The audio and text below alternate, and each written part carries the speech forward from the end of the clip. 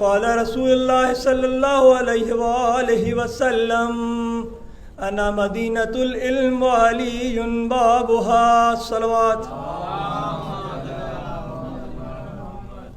رسول کریم کی مشہور و معروف حدیث، اس میں رسول ارشاد فرما رہے ہیں کہ میں شہر علم ہوں اور علی اس کے دروازہ ہے۔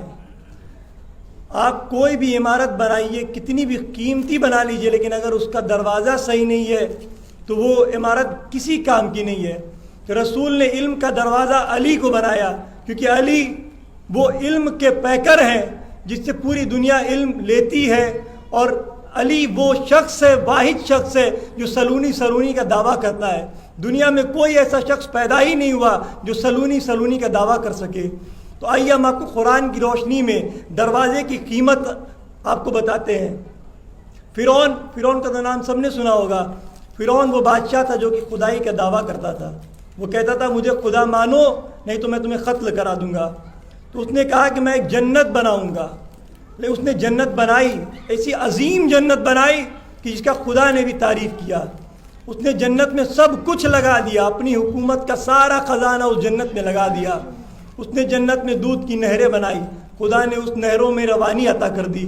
اس نے شہد کی نہریں بنائی، اس نے موتی و جواہرات کے پہاڑ بنائے اس جنت میں۔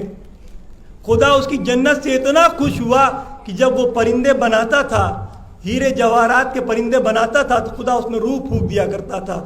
خدا خود اس کو کہہ رہا ہے کہ تو جنت بنا، دیکھتا ہوں تو کتنی زیادہ کتنی اچھی جنت بنا سکتا ہے۔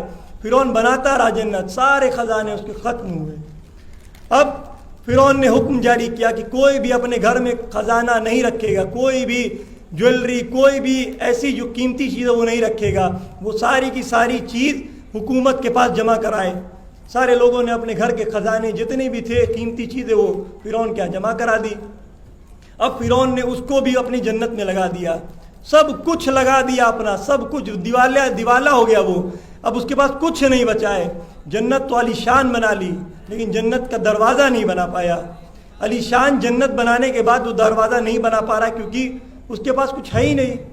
نہ اس کے پاس سرکاری خزانے میں کچھ بچا ہے، نہ اس کی عوام کے پاس کچھ بچا ہے۔ اب کیا کرے؟ ایک دن دربار لگا، بیٹھا ہوا ہے، سوچ رہا ہے کہ اس کے دروازے کا جنت کا دروازہ لائے کہاں سے۔ تو خدا نے جبریل کو آواز دیا، اے جبریل تم کاریگر بن کر جاؤ اس کے دربار میں اور کہنا کہ میں دروازہ بنانے والا کاریگر ہوں۔ خدا چاہتا ہے کہ یہ ایسی جنت بنائے کہ میرے بعد اگر کوئی جنت ہو تو یہ فرعون کی جنت ہو، شداد کی جنت ہو۔ تو اس نے جنت کا دروازہ، اللہ نے کہا جبریل جاؤ کاریگر بن کے اس کے دربار میں۔ جبریل پہنچے، دربار سجا ہوا ہے، اس کے سارے منتری اگل بغل بیٹھے ہوئے ہیں، وہ تخت نشین ہے۔ پہنچے جبریل کہتے ہیں فرعون میں نے سنا ہے تو نے جنت بنائی ہے۔ تو کہتا ہے ہاں جنت تو بنائی ہے۔ تو کہتا ہے تو اتنا پریشان کیوں دکھتا ہے؟ تو کہتا ہے جنت تو میں نے بنا لی لیکن اس کا دروازہ نہیں بنایا۔ جبریل پوچھتے ہیں کیا ہوا، دروازہ کیوں نہیں بنایا؟ تو شداد کہتا ہے کہ میں نے جنت میں سب کچھ لگا دیا، اب کچھ بچا ہی نہیں ہے کہ دروازہ بناؤ۔ تو جبریل کہتے ہیں کہ میں دروازہ بنانے والا کاریگر ہوں، میں دروازہ دے سکتا ہوں تجھے۔ تو کہتا ہے کہ تو میری عظیم الشان جنت کا دروازہ تو کہاں سے بنائے گا؟ جبریل کہتے ہیں کہ تو نے میری جنت، تو نے دروازہ دیکھا نہیں، بغیر دیکھے یہ کہتا ہے کہ تو جنت کا دروازہ کیسے بنائے گا؟ تو جبریل کہتے ہیں کہ میں اگلے دن اپنا ایک دروازے کا ایک پلہ لے کے تیرے دربار میں حاضر ہوں گا، پھر تو اس دروازے کو دیکھنا اور تب کہنا کہ یہ دروازہ تیری جنت کے قابل ہے کہ نہیں۔ جبریل پہنچے خدا کی بارگاہ میں۔ خدا نے کہا ہے جبریل تو میری جنت کا ایک دروازہ، ایک پلہ لے کے شداد کے محل میں جا اور اسے دکھا کہ تو یہ اس جنت کا دروازہ شداد کی جنت کو دے گا۔ جبریل اگلے دن پھر دربار سجا، جبریل دروازہ لے کر آئے۔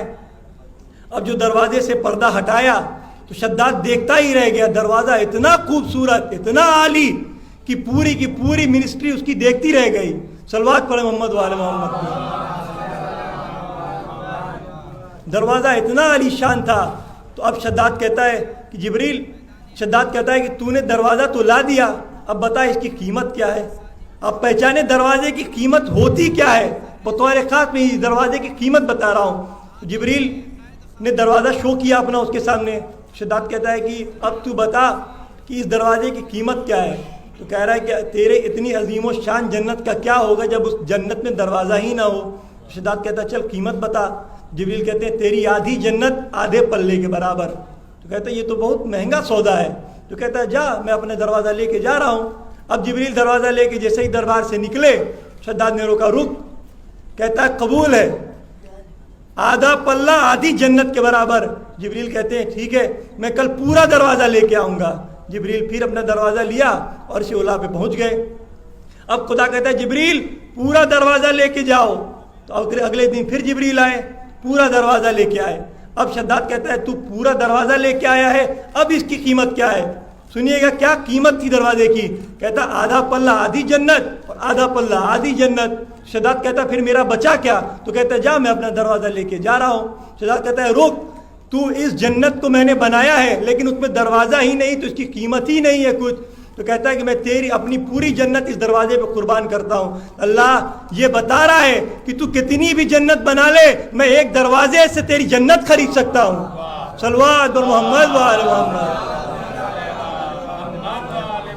آپ دروازے کا مرتبہ دیکھیں، کتنا عظیم مرتبہ ہے اس دروازے کا، کہ اگر کتنی بھی عظیم عمارت آپ بنا لیں، اگر اس کا دروازہ صحیح نہیں ہے تو وہ بیکار ہے۔ اسی لیے رسول فرماتے ہیں کہ انا مدینۃ العلم و علی بابها، میں شہر علم ہوں اور علی اس کے دروازہ ہے۔ صلوات بر محمد و آل محمد۔ تو آپ اس سے جانے کہ دروازے کی قیمت کیا ہوتی ہے۔ میں نے اس قول رسول کو اس لیے سرنامے کلام بنایا ہے کہ میں ایک واقعہ پیش کرنا چاہتا ہوں آپ کے مد نظر، اور اس واقعے پہ پوری توجہ چاہوں گا آپ کی۔ کہ ایک ہائی اسکول کا ٹیچر ایران کا کہتا ہے کہ 8 سال 9 سال جب ایران عراق کی جنگ چلی تو اس ہائی اسکول کا ٹیچر کہتا ہے کہ جتنے بھی ایسے بچے تھے جو جنگ میں جا سکتے تھے تو اسے جنگ میں بھیجا جاتا تھا، تو کچھ بچے اسکول میں رہ گئے تھے، تو وہ اس اسکول کا سمجھیے سیکریٹری تھا جو اسکول کی دیکھ بھال کیا کرتا تھا، اور خود ماہر آدمی تھا، سائنٹسٹ لیول کا آدمی تھا۔ تو سارے بچے جا چکے تھے، کچھ بچے بچے ہوئے تھے۔ اس میں ایک بچہ تھا بہت متقی، بہت پرہیزگار، نماز دعا روزے کا پابند۔ تو سب بچوں نے اسے گھیر لیا اور پوچھا کہ سب بچے جنگ میں جا رہے ہیں، تو کیوں نہیں جاتا؟ تو اس کا جواب سنیے، کتنا پیارا جواب دیتا ہے وہ بچہ۔ کہتا ہے کہ میں نہیں چاہتا ہوں کہ کوئی پوری کائنات میں یہ کہے کہ اس جنگ میں پڑھے لکھے بچے نہیں تھے۔ وہ کہتا ہے میں پڑھ لکھ کے اتنا قابل بننا چاہتا ہوں پھر جنگ میں جاؤں گا۔ پوچھتا ہے کب جائے گا؟ کہتا ہے میں اس ہائی اسکول کے بعد یونیورسٹی جاؤں گا، یونیورسٹی میں گولڈ میڈل لاؤں گا، تب جنگ میں جاؤں گا۔ اب وہ ہائی اسکول سے نکلا، سنیے گا بہت توجہ کے ساتھ سنیے گا، وہ ہائی اسکول سے نکلا، یونیورسٹی گیا۔ 8 سال وہ جنگ چلی تھی۔ وہ ہائی اسکول سے نکلا بچہ، وہ یونیورسٹی گیا، یونیورسٹی میں اس نے اچھے نمبر لائے اور گولڈ میڈل ملا اسے۔ 3-4 سال بعد اب اس ہائی اسکول کے ٹیچر کا اور اس بچے کا رابطہ ختم ہو چکا تھا، لیکن وہ بچے کو بہت اچھے سے جانتا تھا کیونکہ اسکول کا وہ گولڈ بچہ تھا، بہت کریم بچہ تھا، تو وہ ٹیچر اس بچے کو بہت اچھے سے جانتا تھا۔ تو یہ بچہ ٹاپ کر کے اور پہنچا، تو بغداد کا جو پل ہے وہاں پہ لینڈ مائنس لگائے گئے تھے اس جنگ میں، تو اس کو ڈیفیوز کرنے کا جو برانچ بنایا گیا، جو گروپ بنایا گیا تھا، اس کا ہیڈ وہ ماسٹر تھا ہائی اسکول کا۔ تو دیکھا کہ اس کے گروپ میں 8-10 بچے تھے، مطلب 8-10 لڑکے تھے۔ تو اس نے دیکھا کہ ایک بچہ جانا پہچانا سا لگ رہا ہے۔ اس نے ہائی اسکول کے ٹیچر جو ہیڈ تھا اس نے بلایا ادھر آؤ۔ کہتا ہے کہ تو کہیں جانا پہچانا مجھے لگتا ہے، تو میرا لگتا ہے شاگرد ہے۔ کہتا ہے اس نے بتایا کہ میں ہائی اسکول میں آپ سے تعلیم حاصل کیا کرتا تھا۔ تو جو نہر تھی اس میں جہاں لینڈ مائن لگے تھے اس میں ساری لینڈ مائن کو ڈیفیوز کر دیا گیا، لیکن ایک لینڈ مائن پھٹ گئی۔ پھٹنے کی وجہ سے 8-10 بچے تھے جس میں کچھ ہی بچے اور ایک یہ ٹیچر بچا جو کہ ایسا بے ہوش ہو گیا تھا یا ایسے بیماری میں مبتلا ہو گیا تھا کہ جو کہ ہوش میں نہیں آیا بہت مہینوں تک۔ 3-4 مہینے بعد جب ہاسپٹل میں اس کو ہوش آیا تو دیکھا کہ ایک پوسٹر لگا ہوا ہے، اس پہ اس بچے کی فوٹو لگی ہوئی ہے، اس کے نیچے لکھا ہوا ہے انا للہ و انا الیہ راجعون۔ تو اس نے دیکھا اور بہت تعجب کیا۔ وہ ہیڈ ماسٹر جو ہوتا ہے، جو ہائی اسکول کا ٹیچر ہے، وہ ٹھیک ہو کے گھر جاتا ہے اور اس کے ماں باپ کے پاس پہنچتا ہے۔ اس لڑکے کا نام تھا بہروز کے ماں باپ کے پاس وہ ٹیچر پہنچتا ہے۔ سنیے گا کیا درس ہے، اور مولانا نے فرمایا تھا کہ امام حسین نے اپنے خون سے ایک یونیورسٹی کا تالا کھولا، اسلام کی یونیورسٹی کا تالا کھولا، اور اس میں 2 ٹیچر داخل ہوئے، ایک جناب زین العابدین اور ایک امام جناب زینب۔ تو جب بہروز کی تصویر دیکھی ہاسپٹل میں تو وہ اگلے دن اس کے گھر پہنچے، تو اس کی ماں اور اس کے باپ کو دلاسا دیا۔ تو اس کی ماں نے ان سے کہا کہ اس کی ایک پھوپھی امریکہ سے آئی تھیں، انہوں نے کہا کہ کہاں آپ نے اس جنگ کے چکر میں اپنے بچے کو مروا دیا، یہ بچہ تو کہاں باہر آپ ایبراڈ لے جاتے تو پڑھ لکھ کے تعلیم حاصل کرتا اور بڑا سائنٹسٹ بنتا۔ اس کی ماں بہت روئی، یہ ٹیچر دلاسا دے کے گھر چلے آئے۔ اگلے دن اس کی ماں آئی ٹیچر کے پاس، روتی ہوئی اس کی ماں آئی، کہتی کہ میں نے بہروز کو خواب میں دیکھا۔ اب خواب سنیے کتنی اعلیٰ مقام پہ بہروز پہنچ چکا تھا، آپ تصور بھی نہیں کر سکتے ہیں کہ بہروز کے خواب میں اس کی ماں کے خواب میں بہروز آیا۔ دیکھا کہ بہروز جب یونیورسٹی پاس کرتے تو گاؤن ملتا ہے، تو عام طور پہ وہ کسی بھی کلر کا ہوتا ہے، ہر یونیورسٹی کے حساب سے بلیک، براؤن، ریڈ۔ تو بہروز نے دیکھا کہ سفید کلر کا گاؤن پہنا ہوا ہے اور جنت میں بہروز ہے، اور بہروز کے سینے پہ ایک مہر لگی ہوئی ہے جس پہ لکھا ہوا ہے ڈاکٹر بہروز امام حسین یونیورسٹی۔ اس کی پھوپھی کہہ رہی تھی کہ آپ اس لڑکے کو جنگ میں مروا دیا اور یہ لڑکا کہاں سائنٹسٹ بنتا، لیکن جب بہروز کو اس کی ماں نے دیکھا تو اس کے سینے پہ ایک مہر لگی تھی جس پہ لکھا تھا ڈاکٹر بہروز امام حسین یونیورسٹی۔ کیا اعلیٰ مقام ملا بہروز کو اس جنگ کا، جو بہروز کہتا تھا کہ میں اس جنگ میں جب تک نہیں جاؤں گا جب تک پڑھ لکھ کے کچھ حاصل نہ کروں۔ امام حسین نے اس کی جزا ایسے دی کہ اس کو اپنی یونیورسٹی کا خادم بنا دیا۔ صلوات پر محمد و آل محمد۔ تو آپ علم کو یہ نہ سمجھے کہ میں اپنے مذہب کے لیے جنگ میں مارا گیا تو میری قربانی برباد ہو گئی، نہیں، امام حسین اس کی جزا ضرور دیں گے اور بی بی فاطمہ اس کی جزا قبول کریں گی جیسے بہروز کی جزا وہ قبول کیا۔ عزادارو، کربلا میں ایک سے ایک ہونہار ٹیلنٹڈ لوگ تھے جن کا مقابلہ ہم کبھی نہیں کر سکتے۔ اب جناب قاسم کی شخصیت کو دیکھیں کہ جناب قاسم، امام حسین نے جناب قاسم سے پوچھا ہے کہ اے قاسم یہ بتاؤ کہ موت تمہاری نظر میں کیسی ہے؟ علم کا اعلیٰ مقام ہے، 13 سال کی عمر ہے، لیکن ایسا جواب کہ جو بڑے بڑے نہ دے پائے۔ پوچھا ہے جناب قاسم سے مولا حسین نے کہ اے قاسم، بیٹا قاسم یہ بتاؤ کہ تمہارے نظر میں موت کیسی ہے؟ جناب قاسم کا جواب سنیے۔ جناب قاسم کہتے ہیں امو جان، آپ کی محبت میں اگر میں مارا جاتا ہوں تو وہ موت شہد سے زیادہ شیریں ہے۔ اللہ اکبر! یہ 13 سال کے بچے کا جواب نہیں ہے، یہ علی کے پوتے کا جواب ہے جو کہ رسول کی وہ حدیث کے مصداق ہے کہ انا مدینۃ العلم وعلی بابھا۔ جناب قاسم کہتے ہیں کہ اے چچا جان، میں آپ کی محبت میں اگر مارا جاتا ہوں تو وہ موت شہد سے زیادہ شیریں ہے۔ آپ جناب قاسم 13 برس کے ہیں۔ عزاداران مظلوم کربلا، جناب قاسم جب چچا کے پاس آئے، چچا سے کہا ہے چچا مرنے کی اجازت دے دو۔ امام حسین قاسم سے کہتے ہیں قاسم تم تو میرے بھائی کی نشانی ہو، میں کیسے تمہیں مرنے کی اجازت دے دوں؟ قاسم نے یہ سنا، جا کے اماں کے خیمے کے باہر بیٹھ گئے، گریہ کنا تھے کہ شہزادی فرمائی، کہے میرے لال گریہ کا سبب کیا ہے؟ قاسم کہتے ہیں اماں جان میں بار بار امو سے کہتا ہوں کہ مرنے کی اجازت دے دو، امو کہتے ہیں میرے لال تم میرے بھائی کی نشانی ہو۔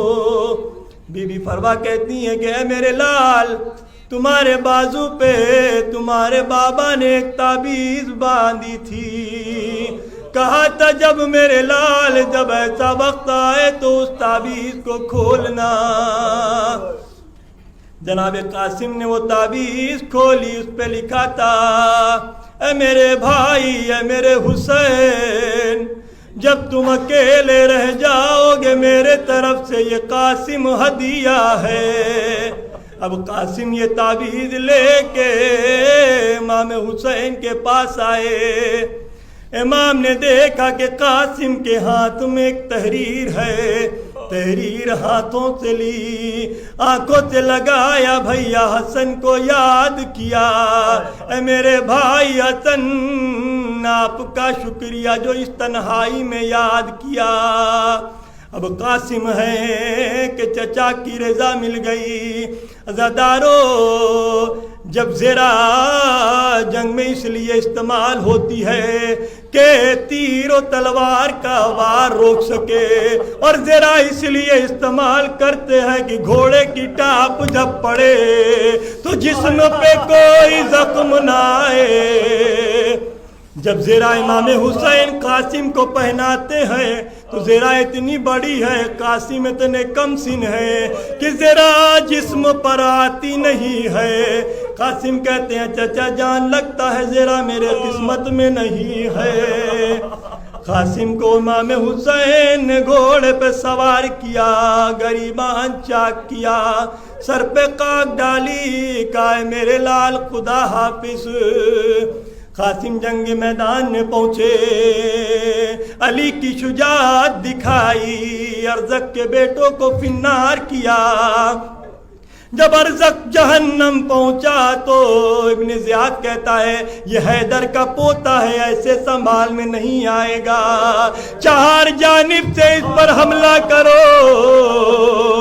جب چار جانب سے حملہ ہوا، ایک شقی نے گردن کی پشت پہ ایسا نیزہ مارا، قاسم گھوڑے پہ سنبھل نہ سکے، گھوڑے سے زمین پہ آئے۔ قاسم اتنے کم سن تھے، جب کوئی شہید گھوڑے سے زمین پہ آتا تھا تو کہتا تھا السلام علیکہ یا ابا عبداللہ۔ قاسم نے کہا یا اماں ہو ادرکنی، اے اماں میں گر گیا۔